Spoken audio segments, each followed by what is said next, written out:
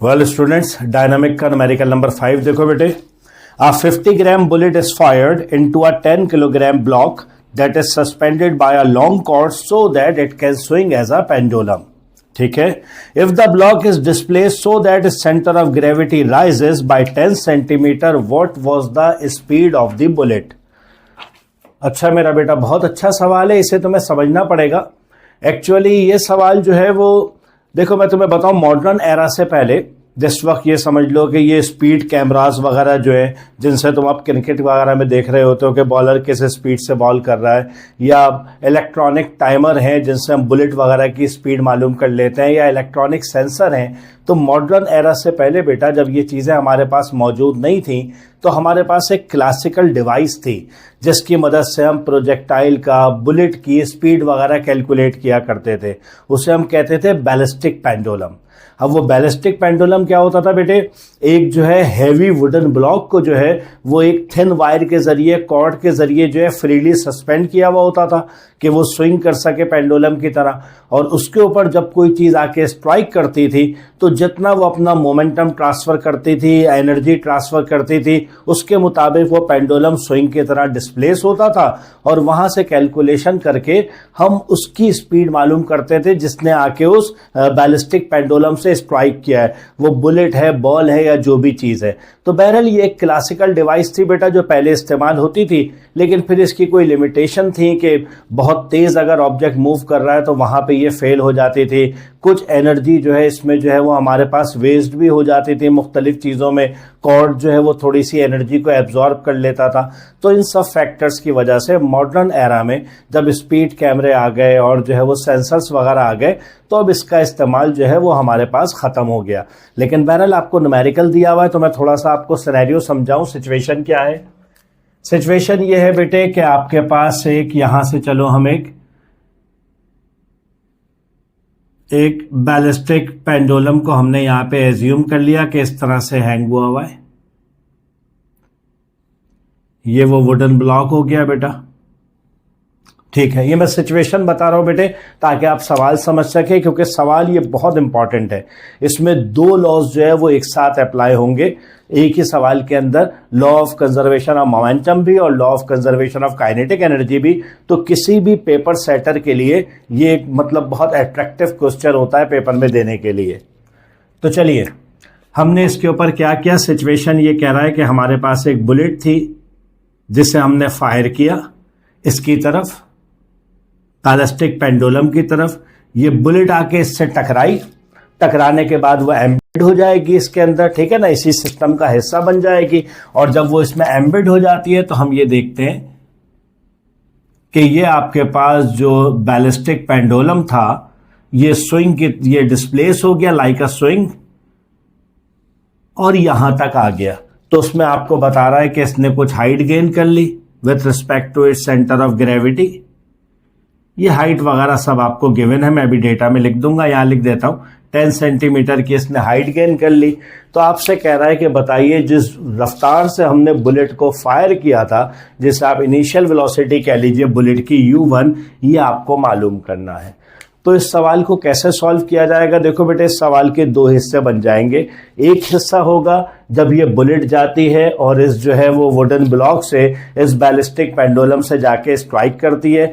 यहाँ पे आएगा बेटा law of conservation of momentum, है ना। जब ये इसके अंदर बुलेट जो है एम्बेडेड, इसके अंदर जो है इसका हिस्सा बन गई, तो ये परफेक्टली इनइलास्टिक कोलिजन है। उसके तहत हम law of conservation of momentum apply करेंगे।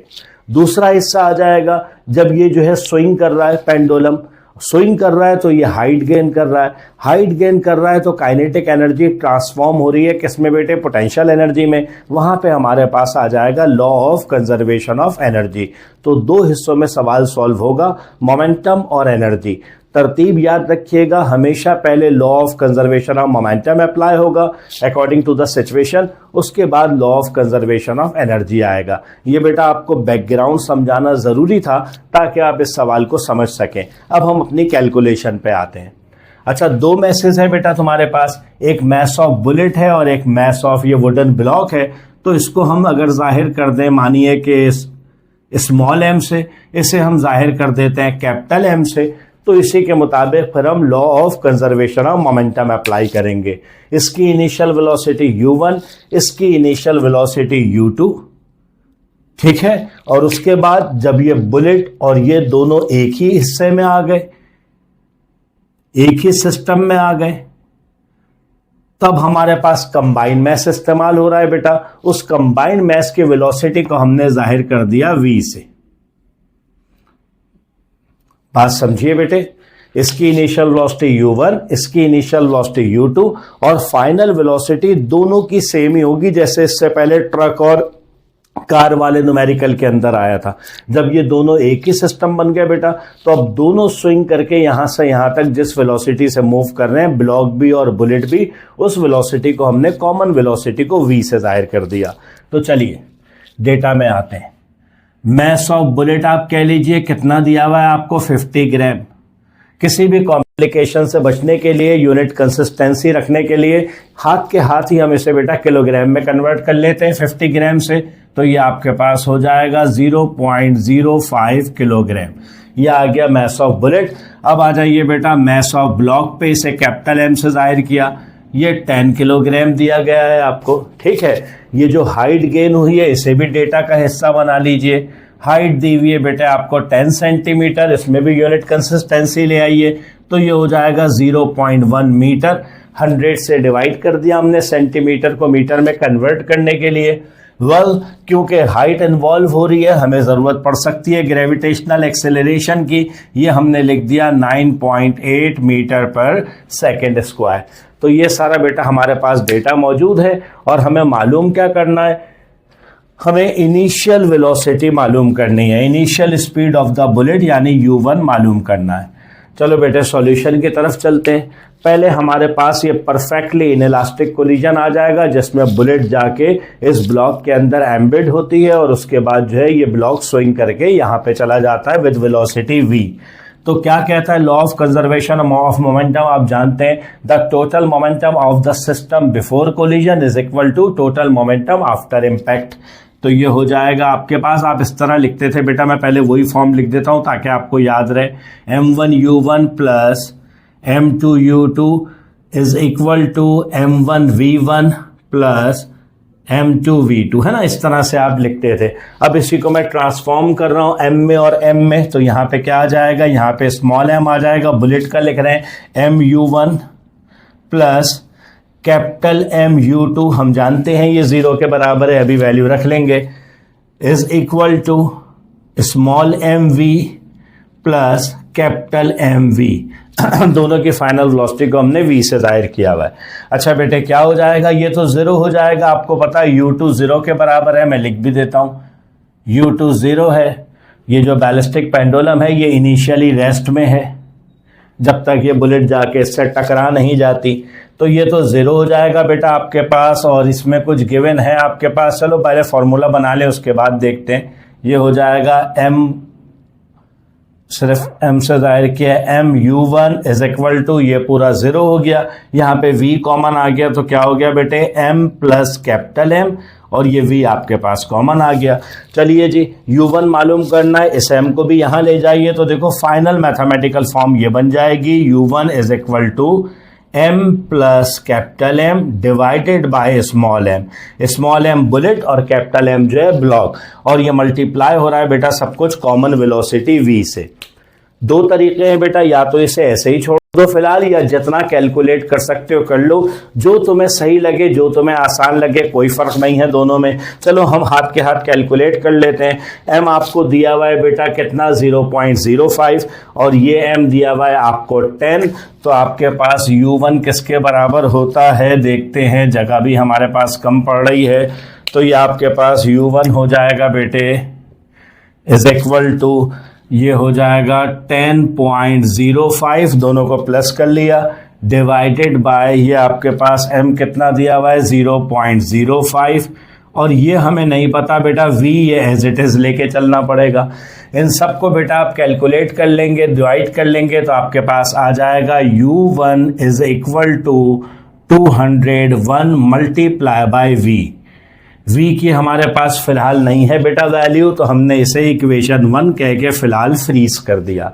अब हम चलेंगे बेटा बी पार्ट के ऊपर, जहां पे हम law of conservation of energy apply करेंगे और होपफुली वहां से हमें जो है वो वेलोसिटी की वो मिल जाएगी, v की जो है वो वैल्यू मिल जाएगी।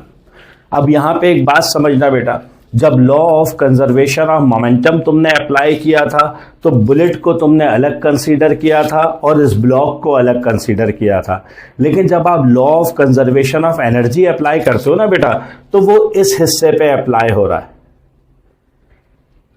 यहां पे तो अप्लाई नहीं हो रहा। जब ये आती है बुलेट एम्बेडेड होती है इसके अंदर, ब्लॉक के अंदर, उसके बाद ये पूरा सिस्टम स्विंग करके यहां पे आता है, तो ये वाले हिस्से के ऊपर सिर्फ law of conservation of energy जो है अप्लाई हो रहा है। तो यहाँ पे जो हमारे पास मैस लिया जाएगा वो दोनों का कंबाइन लिया जाएगा, यानी m प्लस m दोनों को कंबाइन करके लिया जाएगा। अब जब मैं फॉर्मूला अप्लाई करूंगा तो फिर आपको क्लैरिटी आएगी। देखिए स्पेस कम है बेटा, मैं इसी जगह कैलकुलेट कर रहा हूं। Law of conservation of energy के तहत क्या हो रहा है, ये देखिए ये हाइट गेन कर रहा है, जब डिस्प्लेस होगा ये तो हाइट गेन कर रहा है, हाइट गेन कर रहा है, इसका मतलब है जो काइनेटिक एनर्जी है वो ट्रांसफॉर्म हो रही है किसमें, पोटेंशियल एनर्जी में। और ये अगर हमने वो हाइट एज्यूम की है जहां पे बैलिस्टिक पेंडुलम आके रुक जाता है, इसका मतलब है entire kinetic energy is converted into potential energy, है ना। जब ये बेटा सिस्टम रुक गया तो इसका मतलब है काइनेटिक एनर्जी खत्म हो गई।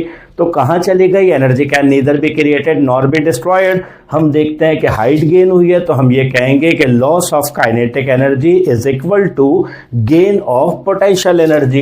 इस तरह से लिख लिया जाएगा बेटे, ये आ जाएगा kinetic energy loss, kinetic energy loss is equal to potential energy gain.